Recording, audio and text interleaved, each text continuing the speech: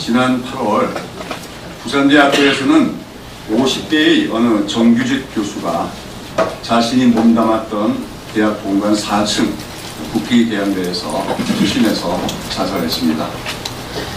그분은 국문학자, 시인이며 사실 정규직 교수라고 하는 것은 요즘 정말 하늘의 별 따기처럼 힘든 그런 교수직인데, 그런 말하자면 중산층으로 편안한 삶이 보장되고 있는 그런 사람이 자기 목숨을 내놓기까지 지키려고 했던 것이 무엇일까 우리가 생각해야겠는데, 그것은 바로 자기가 근무하는 대학의 총장 선출 문제와 관련해서 총장 직선제를 지켜내기 위한 것이라고 이렇게 보도하겠습니다. 그는 그 교수는 그 유서를 남겼는데, 그 유서에서 지금 우리나라 사회는 점점 이상하게도 민주주의 역행하는 현상들이 정치적으로나 경제적인 그런 분야에서 많이 일어나고 있고, 그것이 대학과도 마찬가지다. 소위 총장 직선제, 관선제, 이게 대학 민주주의의 문제와 관계되는데, 문제는 더 중요한 것은 우리 사회에 이렇게 여러 가지 비민주적인 현상들이 점점 강화되고 있는데도 많은 국민 대중들은 무감각하다는 거죠. 거기에 대해서 문제의식을 느끼지 못하고 있다는 것. 대학 사회에서도 그 자율성과 자유가 존경될 대학에서도 이렇게 비민주적인 그런 학원 경쟁이 이루어지는데도 거기에 대해서 대부분 교수들은 침묵하고 있고 아니면 무감각하다 하는 것을 그런 지적하면서 자기가 그런 무감각증을 깨우는데 자기 희생이 필요하다면 감수하겠다, 그렇게 유서를 쓴 것을 보았습니다. 저는 이 시간에 한 교수의 자살 사건을 가지고 그 자살을 미화하거나 또는 그가 얘기하고 있는 총장 직선제가 옳으냐 그러냐, 간선제가 옳으냐, 이런 문제를 저는 다루고자 하는 것이 아닙니다. 다만 그 교수처럼 어떻게 보면 자기 몸만 살이면은 얼마든지 중산층의 안정된 삶을 살 수 있는 사람이 자기가 옳다고 여기는 그 무언가를 얻고자 스스로 목숨을 끊은 사건을 접하고 나서 그의 동료 교수들이 나타낸 반응과 오늘 우리 신앙의 문제와 관련된 문제에 대한 연관성이 생각이 났기 때문입니다. 그 교수의 자살로 인해 많은 동료 교수들은 많이 애통하면서 고민을 많이 했다고 했는데, 특별히 어떤 교수가 어떤 코멘트를 했냐면, 개구리가 삶는 물에 서서히 죽어가는 줄도 모르고 나를 비롯한 대학 교수들이 이런 사태가 오기까지 수수판단만 했다, 이렇게 한탄했습니다. 개구리가 삶는 물에서 서서히 죽어가는 것 줄도 모르고, 무슨 말인지 아십니까?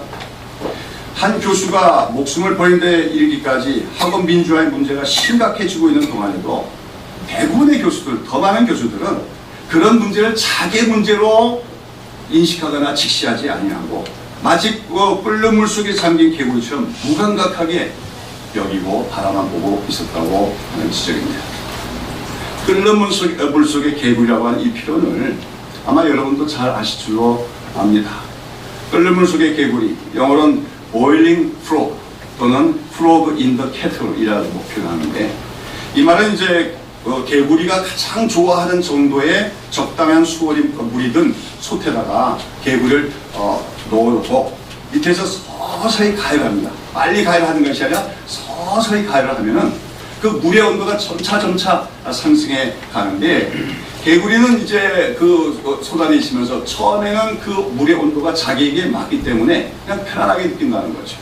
그러다가 서서히 그 물의 온도가 올라가고 이제 나중에는 끓는 정도의 물이 될 때까지 깨닫지 못하고 그냥 무감각해 있다가 죽어가는 현상이다. 그걸 끓는 물 속의 개구리라고 하죠.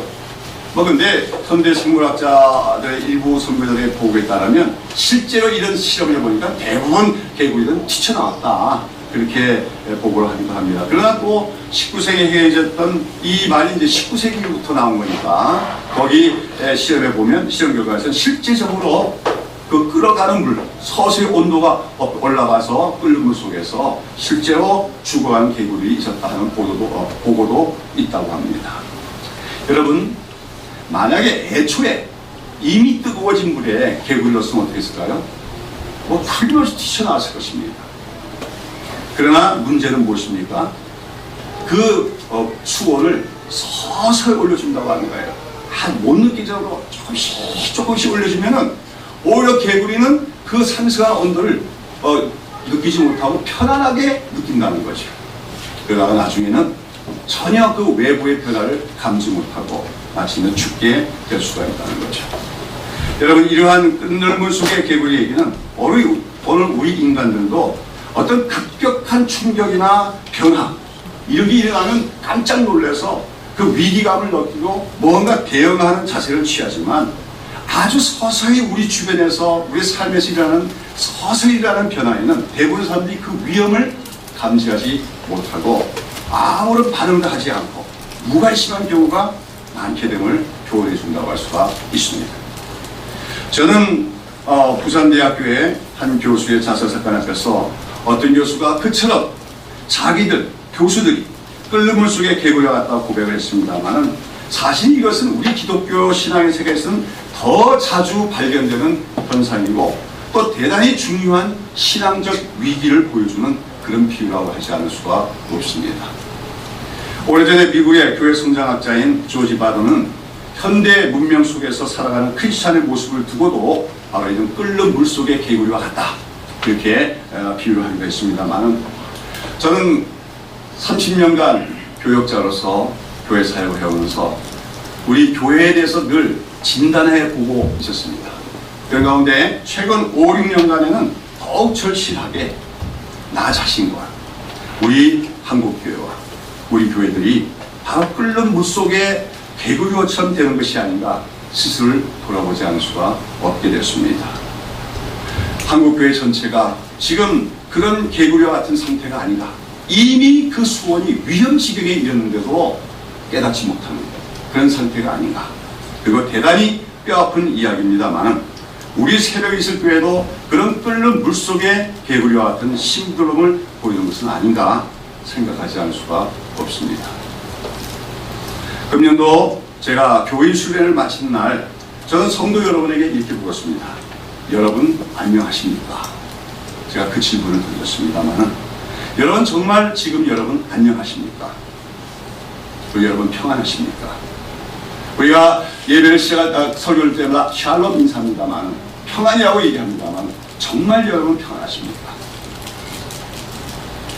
우리 성도들에게는 있어서는 세상 사람들은 환경적인 평안함이 곧 평화예요. 전쟁이 없고 갈등이 없고 다툼이 없고 가난이 없고 질병이 없고 뭐 큰 사고 없고 그러면 평안한 겁니다. 그러나 우리 그리스도인들 성도들에게서는 그렇지 않습니다. 우리 몸에 큰 질병이 없고 집안에 큰 환란이 없고 경제적인 곤란이 없는 등 그래서 적당히 중산층이 못 되더라도 그런 대로 또 소시민적인 삶을 편안하게 살아갈 수 있다고 해서 우리는 평안하다 그렇게 말할 수는 없다는 것입니다. 또 교회도 마찬가지입니다. 교회가 평안합니까? 이렇게 묻습니다만은 교회가 무슨 큰 다툼이나 분쟁이 없고 또 교회 존폐와 관련된 그런 큰 어려움 등의 문제가 없다고 해서 교회가 평안한 것만은 아닐 수도 있다고 하는 것입니다. 여러분, 오늘 우리의 평안의 기준은 무엇입니까? 우리의 참된 평안의 기준은 하나님과의 관계입니다. 하나님과의 관계성이 올바를 때는 오히려 외적으로 부족한 게 많고 환란이 있고 있을지라도 우리는 진정한 평안을 누릴 수가 있습니다. 그러나 반대로 우리가 외면적으로는 모든 것이 갖추어지고 큰 문제가 없을지라도 우리가 하나님과의 관계성에 문제가 있다면 진실한 평안은 누리지 못하고 있는 것임을 알아야 합니다. 특별히 우리는 하나님과의 관계성을 측정하면서 내가 정말 평안 가운데 있는가를 점검해 보지 않으면 안 됩니다. 만약에 우리가 신앙생활을 오래 하고 있는데 나이가 갈수록 점점 하나님에 대해서나 하나님의 일에 대해서 점차 무관심해져 가고 있다면, 그래서 우리가 하나님과 대화하며 교제하는 기도의 시간이 점점 줄어가고 있다면, 그리고 우리의 삶에서 아주 중요한 것은 우리 삶에서 하나님의 말씀이 임하지 않는다는 것. 주일날 와서 설교 듣고 그러지만 그 말씀이 나의 마음을 때리면서 나의 마음을 끌어가면서 나의 삶을 변화시키는 그런 말씀의 역사가 없다면 우리는 지금 영적으로 심각한 질병에 걸려 있는 것입니다. 그것은 우리가 지금 하나님과의 뭔가 문제가 있는 것이고 하나님과의 거리가 멀어지고 있다고 하는 겁니다. 그런데 그렇게 하나님과의 관계에서는 서서히 거리가 생겨나고 있음에도 불구하고 우리는 집안에 큰 문제, 환란이 없고 큰 사고가 없고 질병이 없고 의식주 문제의 결핍이 없으니 스스로 평안하다고 생각할 수가 있다고 하는 것이죠. 그러면서 우리는 어쩌면 이미 상당히 위험한 그런 온도에 달한 물속에 잠겨 있으면서도 오히려 무감각함뿐 아니라 평안하다고 느끼는 거짓된 평안 속에 있을 수 있는 것이 오늘 우리의 신앙에 있어 너무나도 위험한 치명적인 위기심을 우리는 오늘 인식해야 될 줄로 믿습니다. 여러분 어떻습니까? 오늘 여러분은 정말로 평안하십니까? 오늘 여러분은 정말로 영적으로 면에서 몇 도시의 물속에 여러분이 지금 잠겨 있다고 생각하십니까? 정상적인 물속에 잠겨 있다고 생각하십니까? 오늘 우리는 야곱의 얘기를 통해서 우리가 혹시라도 잘못된 평안에 있으면서 하나님과의 관계에서는 벗어나 있으면서도 우리는 육신적인 평안만 누리고 있는 삶은 아닌가 돌아보는 계기가 될 수 있으면 좋겠습니다. 오늘 우리가 살펴보고자 하는 야곱의 얘기, 이 얘기는 제가 이미 설교를 한 적이 있었습니다. 잘 아는 얘기죠. 여러분, 야곱은 젊은 날에 자기 형 에서와 아버지 이삭을 속여서 장자의 축복을 가로챘다가 그것 때문에 자기 형 에서가 자기를 죽일까봐 두려워서 바다마람이라고 하는 자기 외삼촌이 사는 지역으로 도망을 가게 됩니다. 그리고 그런데 그곳에 가서 많은 고생을 했고 머슴살이 하면서 많은 고생했지만 그래도 하나님이 또 도와줘서 거기서 4명의 아내와 많은 소생들을 얻었고 또 많은 재산도 이루어서 고향 땅으로 돌아가게 되었습니다. 그러나 어땠습니까? 고향으로 돌아오는 가운데 문제가 생겼어요. 뭡니까? 형 에서가 군대를 이끌고 온다는 거예요. 이건 큰일 났지. 에서가 자기에게 그 옛날의 원한 때문에 복수하러 오는 것이 아니냐, 자기를 죽이려고 하는 것이 아니냐, 이런 위기감에 야곱은 그날 밤에 모든 가족들을 먼저 보내고서 약복 강가에서 밤새 기도합니다. 그때 사람의 모습으로 나타난 하나님과 밤새 씨름을 하면서 나에게 축복을 달라고. 그가 구한 축복은 뭐냐면 환난에서 벗어나는 것이죠. 에서의 칼날에서 벗어나는 것이죠. 그러나 하나님은 그보다 더 큰 축복을 주십니다. 그에게 야곱이라는 이름 대신에 이스라엘 새 이름을 주시고 그리고 더불어서 에서의 마음을 녹이셔서 변화시켰어요. 그래서 에서는 야곱을 미워하며 죽이려고 하는 것이 아니라 우리 형제로서 그를 환대하며 맞아주게 되었습니다. 문제가 해결됐어요. 환난이 지나갔어요. 고생길도 끝났어요. 그러면서 이제 그는 야곱은 그 일행은 가나안 땅에 들어오게 된 것입니다. 그리고 나서 그들이 정착한 곳이 어디냐? 바로 세겜성이었다고 하는 것입니다. 거기에 도착해서 거기서 묘장을 풀고 장막을 치고 또 세겜 주장에게 땅까지 사서 거기서 정착하기 시작했습니다. 이것이 바로 문제의 발단이었다는 것입니다. 원래 야곱이 가나안 땅에 돌아오면 어디로 가야 됩니까? 그건 원래 하나님과 약속했던 장소였어요. 베델입니다. 창세기 28장에 보면 야곱이 형 에서의 칼날을 피해서 도망가다가 한 들녘에서 잠을 자고 있는데 꿈을 봤습니다. 그 꿈속에서 하나님이 나타나셨습니다. 그래서 하나님은 나는 아브라함의 하나님이요 이삭의 하나님이니 또한 너의 하나님이다. 내가 너를 지켜주고 보호하리라. 네가 갔다가 무사히 돌아오도록 내가 인도하겠다고 말씀하십니다. 약속하십니다. 야곱은 그러한 하나님의 약속을 듣고 하나님께서 나를 지켜주시고 나의 돌아오는 길을 또 지켜주셔서 내가 무사히 돌아오게 되면 내가 반드시 이곳 하나님을 만난 장소인 베델로 와서 여기다가 내가 돌베개를 삼았던 그 돌로 제단을 쌓고 하나님께 11조를 드리며 하나님 중심의 삶을 살겠습니다. 그렇게 소원을 했습니다.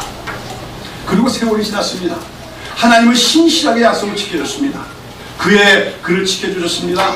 또한 그를 악한 자들로부터 보호해주셔서 가족도 이루게 하시고 재산도 이루게 하셨습니다. 더군다나 그의 가장 큰 그 장애물인 에서의 그 칼날도 이제 면하게 하셨습니다. 이제 모든 형편이 편하게 됐습니다. 그랬더니 그가 어떻게 했어요? 편안한 김에 더 편해지자고 세겜 땅에 그냥 아예 주저앉고 말았다고 하는 것입니다. 그래서 이제 어떤 일이 생깁니까? 몇 년이 지났는지 몰라요. 상당히 편안하게 산 것 같아요. 이 세겜은 그러니까 그 당시에 아까도 했지만 야곱이 하나님을 만났던 베델이라고 하는 것은 원래 루스고 그것은 들령이라고 했습니다. 무슨 말이에요? 광야입니다. 그 사람도 잘 없는 좀 쓸쓸한 곳이에요. 그런데 세겜은 어떤 곳입니까? 거기는 세겜 족속들이 이미 오랫동안 몇백 년을 사람을 삶의 터전을 만든 곳으로서 당시 가나안 속에서는 활발하게 물물 교환이 일어나고 또 여러 가지 편리한 물건들을 쉽게 구할 수 있는 그런 편리한 집, 요즘 말하면 대도시입니다. 야곱의 가족들이 세겜에 오니까 너무 좋은 거예요. 그동안 돈도 벌었겠다. 그런데 땅까지 사니까 땅도 생겼어요. 그러면서 서서히 그들은 육신적인 평안함에 안주하기 시작합니다. 그러면서 그들의 삶에는 이방인적인 그런 문화들이 그 가정 속에 들어오게 된 겁니다. 그러다 어떤 사고가 나옵니까? 오늘 본문 봤죠? 어느 날 야곱의 딸인 디나가 그 땅의 여자들을 보러 나갔다 그랬어요. 이게 무슨 말이냐면 그 가나안 족속들은 이방인들의 축제가 있습니다. 이 축제할 때는 대단히 브라질의 리오 축제처럼 대단히 화려하고 재미있고 근데 그 안에는 여러 가지 음란한 그런 것도 게재되어 있는 그런 그 축제죠. 그걸 보러 나간 것 같아요. 그러면서 아마 그 가나안 여자들이 울긋불긋한 옷 입고 그런 것들은 거의가 어떤 그 종교적인 의식과 관련된 건데 그걸 보고 디나가 막 혹해가지고 야 나도 저런 거 입어보자. 나도 저런 장신구 하자. 요즘에 K-팝 그 가수들 입고 한류 가수 있으면 막 환호 지르는 것처럼 그렇게 나가는 거예요. 그 땅의 문화에 유혹되고 있었다는 것이요. 딸이. 어떻게 됐습니까? 그러다가 사고가 생기는 것이요. 그 땅 세겜 족속 하몰이라고 하는 추장의 아들인 세겜이 그 디나를 보고 끌어가다가 강간하는 겁니다. 성폭행을 한 것입니다. 참 믿음의 가정에서 너무나 엄청난 사건이 발생한 거죠. 그런데 이 디나를 강간한 이 세겜은 어떻게 했어요? 그 디나가 마음에 들었어요. 그래서 자기 아버지에게 부탁해서 저 소녀와 내가 결혼해야 되잖아 부탁을 했습니다. 근데 그 추장이 그 얘기를 듣고 보니까 그거 괜찮겠거든요. 왜냐하면 야곱의 가정이 재산도 많고 그러니까 그쪽 집과 관계를 맺게 되면 자기들한테도 이득이 있겠다, 실익이 있겠다 이렇게 생각해가지고 이제 야곱에게 뭡니까 서로 사돈 맺을 것을 제안합니다. 그러나 그 야곱의 가문에게는 수치스러운 사건이죠. 그 이방인에게 자기들의 딸이 강간을 당했다는 건 너무나 수치스러운 일이었습니다. 더군다나 그 오빠들은 너무나 분개하고 분노에 그냥 불타오릅니다. 그러다가 그들이 같이 우리 혼인관계를 맺자. 그러니까 여기서 이 아들들이 아주 비겁하고 야비한 꾀를 씁니다. 뭡니까? 우리 족속은 예전부터 우리가 다 할례를 받는다. 근데 당신네들이 우리와 결혼관계를 맺으려면, 혼인관계를 맺으려면 당신들도 남자들은 다 할례를 받아야 돼. 그래야 우리가 할 수 있다. 그러니까 이 하몰 족속들은 순진한 게 아니고 그들도 욕심이 있는 것이. 왜냐면 야곱의 족속이 많은 재물을 갖고 있으니까 우리가 그들과 관계를 맺으면 그런 것들이 다 우리에게 혜택이 되지 않겠나. 이런 욕심 때문에 이 하몰 가문의 사람들이 다 할례를 받았습니다. 근년 들어서 할례 얘기 많이 나오지요? 네. 할례를 받고 나서 아시잖아요. 옛날에 요즘처럼 좋은 시설도 아니고 마취도 없는데 할례 받으니까 일주일 이상씩 고통할 수밖에 없습니다. 그 시대에 어떻게 했어요? 야곱의 아들들이 칼을 들고 쳐들어갔고 그 남자들을 모조리 다 죽였습니다. 대살육을 한 거예요. 잔인하게. 그리고서 그들의 재물까지도 다 탈취해 왔습니다. 이 왕도짓 완전히 강도짓이죠. 살인 강도짓을 한 거예요. 하나님 백성들이. 야곱이 이런 얘기를 듣고 나서 그냥 너무 대경실색하는 거죠. 큰일 난 거죠. 어떻게 된 겁니까? 딸이 이방인에게 강간당한 거 말고 엄청난 사건인데 이 아들놈들이 가가지고 그 땅에 그 뿌리를 받고 사는 그 가문을 완전히 멸문지화가 이르도록 그렇게 되살리고 했으니 그 뒤끝이 좋겠습니까? 그 인근에 있는 친척들이나 그런 족속들이 들고 일어나서 이 야곱 족속들을 우리가 다 멸절시키자 공격해보면 어떻게 됐습니까? 꼼짝없이 야곱의 집안은 이제 완전히 패망할 수밖에 없는 그런 위기에 도달한 것입니다. 자, 그럴 때 하나님이 나타나신 거죠. 말씀하신 거죠. 저번에도 우리가 얘기하지만 우리가 하나님과의 관계에서 문제가 생기면 하나님이 침묵하시기 시작합니다. 이게 얼마나 큰 문제인지 몰라요. 저는 그걸 님의 침묵이라고 하는데요. 이 님의 침묵이 한번 찾아보면요, 그것만큼 고통스러운 게 없어요. 근데 그걸 고통스럽게 여기는 사람은 그래도 영적인 사람이에요. 근데 수많은 기독교인들은 그 님의 문제의식을 못 느껴요. 아까도 얘기한 것처럼 육신적인 어려움이 없고 환경적인 어려움이 없으면 아무리 하나님이 침묵하셔도 그냥 뭐 잘 살아가고 있는 걸로 생각합니다. 근데 아브라함도 육신적인 방법으로 아들 낳고 나서 13년 동안에 하나님이 침묵하셨어요. 여기 다윗도 그렇습니다. 다윗도 우리가 보면 사울의 칼날을 피해서 도망다니다가 이방 땅으로 망명합니다. 그건 하나님이 인도하신 방법이 아니었어요. 그래서 그 블레셋 땅으로 망명 가 있는 동안에 하나님이 침묵하십니다. 야곱도 마찬가지입니다. 세겜 땅으로 와서 하나님과의 언약을 약속을 이행하지 않고 그 세겜 땅의 문화적인 편리함, 환경적인 편리함, 그것을 따라서 그것이 육신적인 평안을 추구하고 살았을 때 하나님은 입을 닫으신 거죠. 말씀하지 않으신 것입니다. 그러나 이제 그러다가 야곱 가문에 엄청난 이런 사고들이 발생하고 자칫 잘못하는 야곱의 가문 자체가 사라질 위기에 달했을 때 하나님이 말씀하기 시작한 겁니다. 뭐라고 하십니까? 야곱아, 베델로 올라가서 거기 거하면 네가 네 형 에서의 낯을 피하여 도망하던 때에 네게 나타났던 하나님께 거기서 단을 쌓으라 하십니다. 무슨 말입니까? 약속을 이행하라는 말이에요. 초심을 회복하라는 겁니다. 네가 가장 어렵고 힘들었을 때 하나님 앞에서 약속했던 그 신앙의 자세를 지키고 회복하라고 하는 말씀인 것입니다. 여기서 야곱은 결단합니다. 떠나기로 작정합니다. 온 가족에게 자, 나를 환난 날에 구하신 하나님께로 올라가자, 베델로 올라가자. 그래서 그들은 저기 보면 자기 집에 있는 너희 중에 이방 신상을 버리고 자신을 정결케 하고 의복을 바꾸랍니다.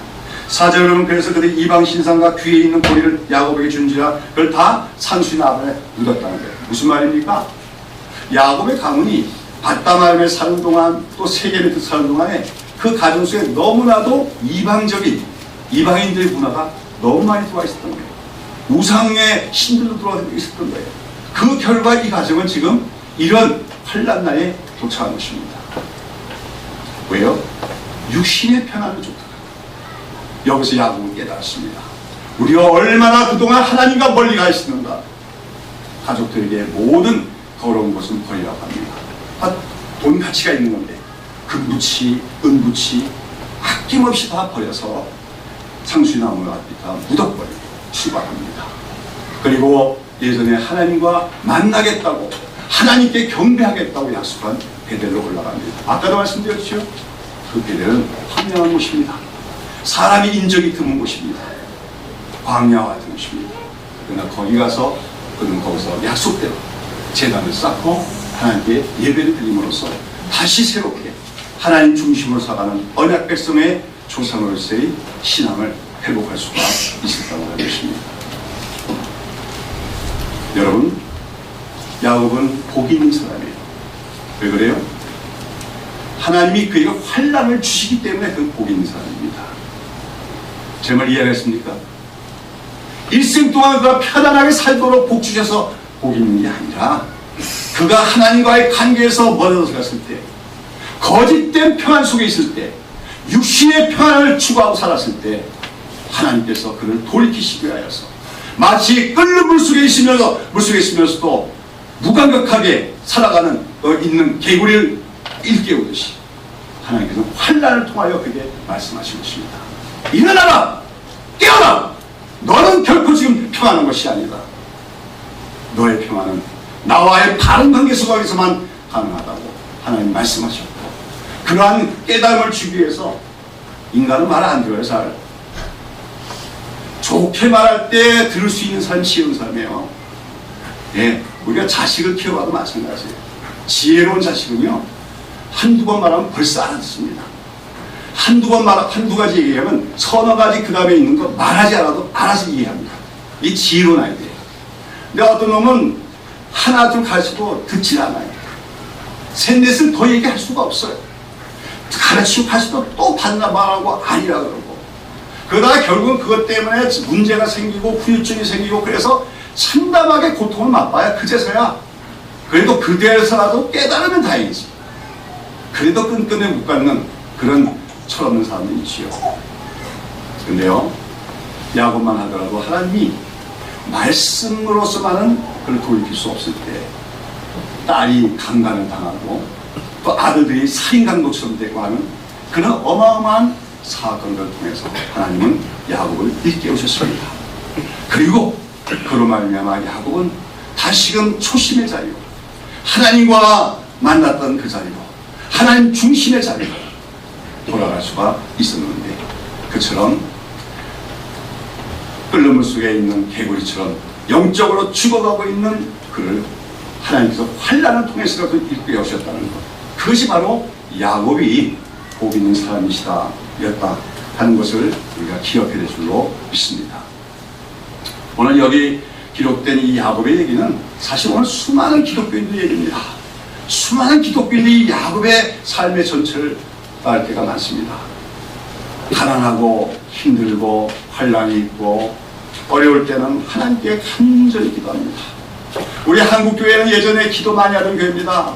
철야기도 합니다. 금식기도 합니다. 기도원에 올라가서 기도합니다. 왜요? 환난이 많으니까, 가난하니까, 절박하니까 기도했어요. 그게 한국교회의 기초적인 신앙의 자세가 됐어요. 근데 하나님이 응답하셨는지, 이게 사탄의 유혹인지 몰라도 그 후에 한국교회는 대대적인 성장을 했습니다. 재물도 많아졌습니다. 또 평안하게 됐습니다. 오늘 언젠가부터 한국교회는 잠들어가기 시작하는 겁니다. 영적으로 쇠퇴하기 시작하는 겁니다. 기도의 음성이 들리지 않습니다. 기도에 모이자자 해도 안 보입니다. 그 나라와 그 의를 구하는 기도 우리가 힘쓰자 해도 안 옵니다. 바쁘다는 겁니다. 우리가 하나님께 한 시간 모아서 기도할 시간을 낼 수 없을 정도로 바쁘다 그러면 그 바쁜 삶 자체가 이미 문제가 대단히 많은 것입니다.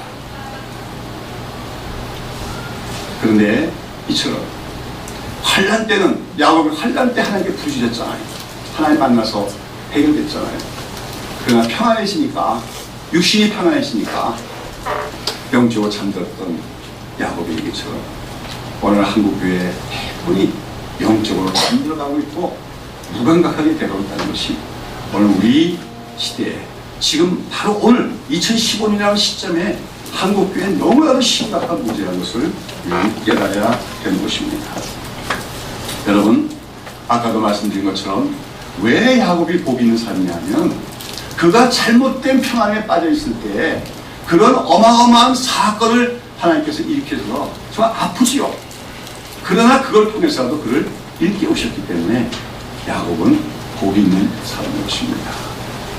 여러분, 그러나 만약에 우리가 육신적인 평안함 속에서 거짓된 평안에 취해서 살아가고 있는데 하나님이 아무 말씀도 안 할 뿐만 아니라 환난도 주지 않으신다면 우리는 어떤 사람이에요? 복 있는 사람이 아니라 버려진 자식일 수 있습니다. 우리 주변에 그런 사람 많아요. 말씀대로 안 삽니다. 그렇죠? 목사인데도 말씀대로 안 합니다. 근데도 잘 돼요. 하나님 말에 잘 돼요. 교회가 성장하고 여러분, 그게 복입니까? 그건 복이 아니라 저주입니다. 심판의 전주곡이 보입니다. 여러분, 오늘 우리는 환란이 오기 전에 깨달은 사람이 돼야 돼요. 사고가 생기기 전에 깨달은 사람이 돼야 돼요. 평소에 하나님 말씀하실 때 깨달은 사람이 돼야 돼요. 그러나 평소에 깨닫지 못할 때 하나님은 충격적인 방법으로 충격요법을 쓰십니다. 그래도 그것도 감사하죠. 그래서 영국의 기독교 작가인 C.S. 루이스는 이런 말을 했습니다. 평안할 때 인간들은 하나님께서 양심을 통해 속삭이시는 소리를 잘 듣지 못한다. 그래서 하나님께서는 고난을 보내시는 것이다. 고난은 인간의 잠든 감각을 깨우시는 하나님의 큰 소리다. 그렇게 말했다고 합니다. 무슨 말인지 압니까? 우리가 믿는 하나님은 살아계신 하나님이고 그 하나님은 말씀하시는 하나님이심을 기억하십시오. 그 하나님의 말씀을 듣고 사는 사람이 하나님의 백성인 것입니다. 근데 그 하나님의 말씀은 항상 통상적으로 하나님은 어떻게 말씀하십니까? 세미한 음성으로 잠잠하게 말씀하십니다. 여러분, 우리 하나님은 어떤 하나님이냐면 대단히 젠틀하신 분이에요. 신사적인 분이에요. 절대로 강압적으로 말씀하지 않습니다. 너 이거 해? 안 하면 죽어? 이런 시간이 공과 협박이지. 하나님은 너를 잠잠하게 이렇게 말씀하십니다. 이렇게 하는 것이 옳지 않겠니? 이렇게 하는 것이 바른 길이 아니겠니? 저도 우리 아이들한테 그렇게 해보려고 많이 노력합니다. 늘 대화할 때도 이렇게 해라 저렇게 하라 하지 않고 이게 좋지 않겠니? 그러죠. 의견을 제시하죠. 그래서 본인이 선택하도록 하죠. 하나의 방법이 그겁니다. 그런데요, 그렇게 할 때 인간들은 대부분이 잘 깨닫지 못해요. 아까도 얘기한 것처럼 잘못된 육신적 편안함에 있고 하나님과의 관계는 멀어가고 있으면서도 문제 있으면서도 무감각하게 있을 때 하나님은 말씀하십니다. 그래도 그러나 듣지 못해요. 그때 마침내 하나님은 충격요법을 쓰십니다. 큰 소리를 내십니다. 야, 깨어라! 그게 뭡니까? 고난이라는 겁니다. 갑자기 고난이 옵니다. 예상치 않은 고난이 옵니다. 타산이 될 수도 있습니다. 큰 질병이 옵니다. 불치병이 올 수도 있습니다. 하나님은 그렇게 해서가 자기의 백성이, 자기의 성도가 그 깨어날 일을 하나님은 촉구하신다는 걸 기억할 줄로 믿습니다. 여러분, 오늘 우리의 현대 기독교, 이건 저는 뭐 한국교회뿐만 아니라 전 세계 기독교일 수도 있다고 생각하는데요. 오늘 수많은 기독교인들과 교회들이 이제는 예전에 가졌던 신앙의 절박성이 없습니다. 하나님의 은혜를 구하기 위해서 절박하게 기도함이 없습니다. 정말 심령이 가난해서 내가 이렇게 죄인이고 이렇게 무지하고 부족하니 하나님 은혜 주십시오. 간절히 기도함이 없습니다. 절박하게 기도하는 건 그냥 병 걸리면 병 낫게 해달라고, 사업이 안 되면 사업 되게 해달라고, 그런 거나 절박하게 기도할 뿐이지. 교회도 무슨 교회를 어떻게 더 크게 성장하느냐 그런 것 때문에 절박하게 기도하지. 정말 우리가 하나님 앞에서 어떤 존재가 되어야 되느냐, 정말 우리가 하나님 앞에서 어떤 교회가 되느냐, 그것 때문에 고민하고 심각하게 고민하다가 하나님께 절박하게 기도하고, 그건 절박성이 없다고 하는 것입니다. 그러면서 우리는 지금 서서히 지금 끓는 물 속에 개구리와 같은 그런 모습으로 변해가고 있음을 우리는 알아야 돼요.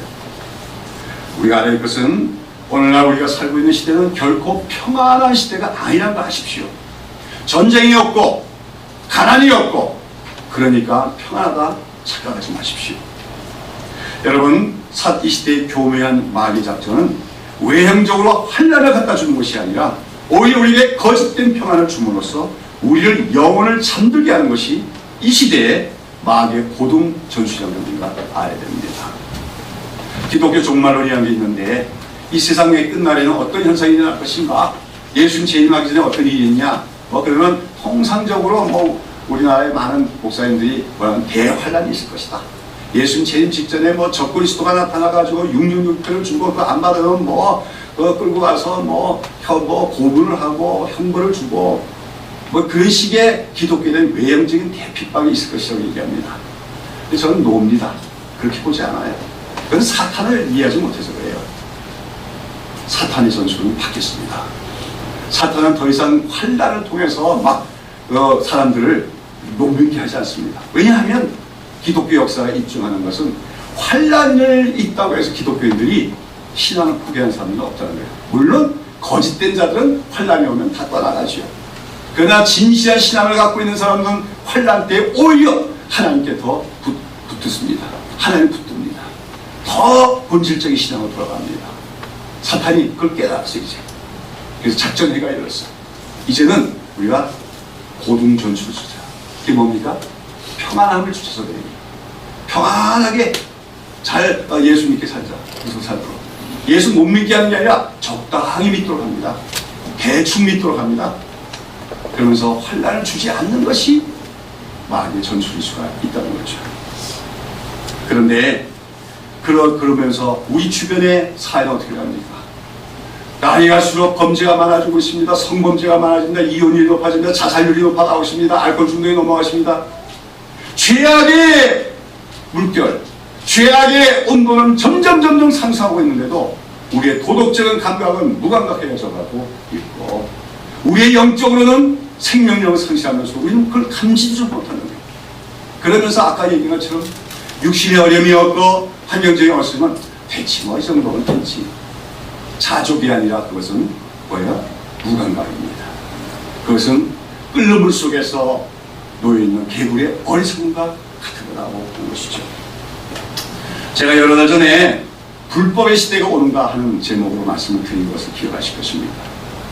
동성애라는 현상, 그 자체가 그것만이 악이기 때문에 얘기하는 게 아니라 하나의 표징이 되는 겁니다. 동성애를 점점 허용하는 사회적인 그 문화가 형성되고, 동성 결혼이 합법화되는 이 일은 한마디로 이제 인류 전체가 하나님이 세우신 법들을 배척하는 불법의 시대로 들어가는 사인일 수가 있다고 하는 것이죠. 근데 어떻습니까? 우리 한국교회는 대부분 보수적이에요. 그래서 동성애에 대해서 조금 허용한 사람도 있고, 실제로 또 거부한 사람도 많지요. 그러니까 이제 우리나라에서 동성 결혼을 합법한다면 기독교인이 이건 아니지 하고 그렇게 놀라거나 좀 과격한 반응을 보일 수도 있어요. 그러나 시간 문제입니다. 그러다가 결국 합법화 될 거고, 그러다가 시간이 가면 다들 그러려니 하고 받아들이게 돼요. 모든 일이 그렇습니다. 서서히 변화돼 갑니다. 변화가 아니라 변질돼 갑니다. 서서히 도덕적인 수준, 영적 수준은 가라앉은데, 우리는 그 서서히 변화되는 것에 대해서 감지 못하고, 이만하면 됐지, 이만하면 편하지, 이렇게 하다가 우리 영혼이 나중에 돌이킬 수 없는 지경에 위험해서 죽을 수도 있다는 걸 알아야 돼요. 그러나 때때로 하나님은 우리들에게 고난이란 방법으로 큰 소리를 내실 때가 있습니다. 오늘 여러분 중에 고난이 있는 분들이 있습니까? 그때를 기도하지 않으면 되는 분도 있습니까? 여러분이 복 있는 사람임을 기억하십시오. 그게 복 있는 사람임을 기억하십시오. 하나님께서 여러분을 잡아두시려고, 하나님께서 여러분 앞으로 오게 하시려고 낮추시는 것임을 기억하시고, 그 고난을 통하여 하나님의 음성을 듣고 항상 우리가 서 있어야 될 그 자리로 돌아가는 주의 백성들이 되어야 될 줄로 믿습니다. 그게 지혜로운 자입니다. 그걸 깨닫지 못하면 기회가 물 건너갑니다. 여러분, 우리가 지금도 에스겔서를 묵상하고 있는데 에레미야서와 에스겔서를 보면 너무나 분명히 나와 있어요. 하나님은 이미 이스라엘의 죄악이 수준을 넘었기 때문에 이제는 이스라엘을 하나님께서 멸망시키기로 작정하셨습니다. 바벨론을 들어서 이스라엘을 멸망시키기로 작정하셨습니다. 그러면서도 하나님은 그래도 긍휼히 여기셔서 선지자를 보내서 이제는 파멸이 목전에 왔으니 지금이라도 회개하고, 지금이라도 바벨론을 항복하고 그게 하나님 뜻인 줄 알고 순순히 받아들이라. 그러나 왕과 백성들은 그 말을 듣지 않습니다.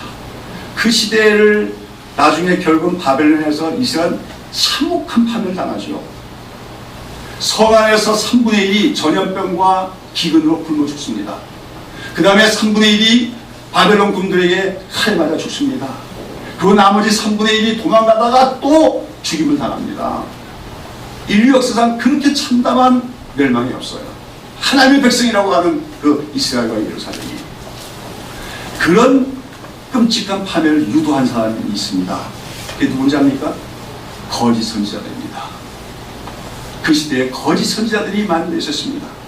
그들은 얘기합니다. 평안하다, 평안하다. 우리는 잘 될 것이다. 하나님을 우리가 믿는데, 우리가 성전이 있는데 무슨 문제가 있으랴. 바벨론은 결국은 물러가고 말 것이다. 그들은 백성들의 근본적인 그 죄악의 문제, 그거는 건드리지 않고 육신적인 평안만 강조하며 그렇게 평안을 약속하며 거짓 평안을 외치다가 결국은 이스라엘 백성들은 참담한 참혹한 멸망을 당하게 되어진 것이죠. 이 시대에도 여러분이 참된 선지자와 거짓된 선지자가 누군가를 분별할 수 있어야 됩니다. 거짓 선지자의 음성은 부드럽습니다. 매혹적일 수 있습니다. 마음에 와닿을 수 있습니다. 소위 말해서 감성적입니다. 그래서 심지어는 그런 설교를 요즘에는 비유상 메시지가 아니라 마사지라고 얘기합니다. 많은 사람들이 마사지 받으러 교회 가는 겁니다. 내 마음에 듣기 좋은 소리 들어가는 겁니다. 근데 기억하십시오. 참된 선지자는 세상 속에서 항상 악역을 담당합니다. 불편한 말하는 얘기 사람입니다. 사람들의 양심을 꼬집고 찌르고 당신 왜 그러냐고 어쩔 수 없이 그 사람들도 사명이 그렇기 때문에 여러분을 편하게 해준 사람이 좋은 사람을 생각하지 마십시오. 여러분을 불편하게 하는 사람이 사실은 여러분의 영혼을 위한 의사일 수 있다는 사실을 기억하십시오. 자, 여러분, 우리에게 때때로 고난이 올 때 그 고난이 우리가 어쩌면 지금 잘못된 거짓 평안 속에 있는 것을 깨우치시는 하나님의 뜻일 수 있다 하는 사실을 기억하는 여러분 되시기를 바랍니다. 시편 기자는 그런 말합니다. 고난당하기 전에는 내가 그렇게 행하였더니 이제는 주의 말씀을 지키나이다. 이게 인간이에요. 고난당하기 전까지 깨달으면 얼마나 좋겠어요. 그렇죠?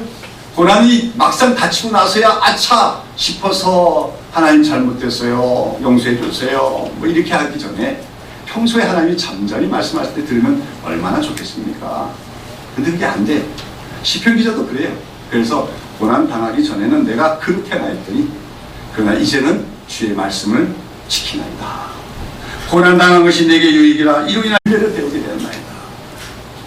고난을 통해서야만 배우게 되는 인간. 그래도 그게 축복입니다.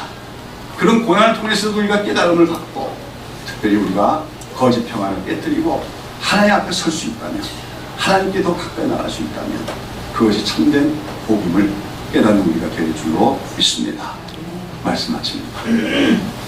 우리 사랑하는 새벽 일수교회 성도 여러분, 다시 한번 여러분에게 묻겠습니다. 오늘 여러분은 평안하십니까? 오늘 여러분은 정말로 안녕하십니까? 기도하겠습니다.